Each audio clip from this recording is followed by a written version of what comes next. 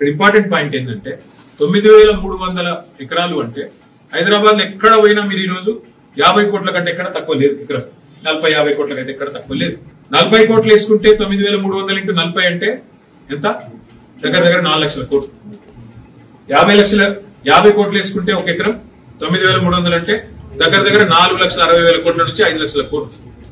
So ఈ చిన్న చిత్కా కుంభకోణం కాదు, 4 లక్షల నుంచి 5 లక్షల కోట్ల కుంభకోణం.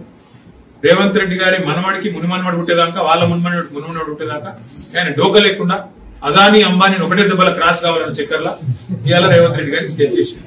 మరి దీని మీద మాట్లాడకపోతే, దీని మీద కొట్లాడకపోతే, దీని మీద పోరాటం చేయకపోతే రేపుగా ఎలక్షన్లు ఉండవు, ఏముండవు, కొనుక్కునే ఉంటుంది మొత్తం.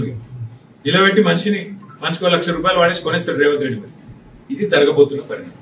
ఇది ఎలక్షన్ వదిలేయండి, రేపటికి మీకు హైదరాబాద్ లో క్యాంటీన్ పెడదామంటే జాగా దొరకదు.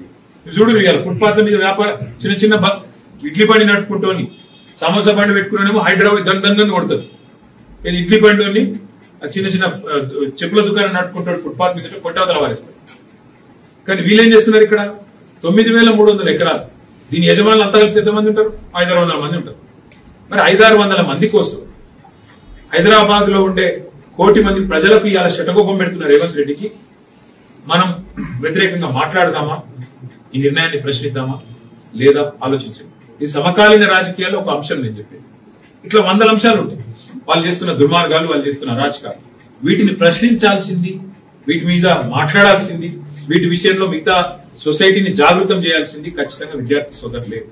ఎట్లయితే తెలంగాణ ఉద్యమంలో మీరు అందరినీ చైతన్యవంతం చేసింది, ఎట్లయితే ఉప ఎన్నికలు వస్తే మీరు ఇంటింటికి పోయి కాళ్ళు మొక్కి మీ తాతయ్యి అవ్వయి తెలవనోళ్ళయి ఒప్పించి మెప్పించి తెలంగాణ వస్తే ఏం లాభం అవుతుంది, మన నీళ్లు మనకు వస్తాయి, మన నిధులు మనకు వస్తాయి, మన నియామకాలు మనకు వస్తాయి అని చెప్పి బతిమలాడి తెలంగాణ కోసం అందరినీ మలిపినరో, ఇవాళ మన తెలంగాణను కాపాడుకోవాల్సిన బాధ్యత, మన తెలంగాణ వనరులను కాపాడుకోవాల్సిన బాధ్యత కూడా బీఆర్ఎస్ మీద ఉంది.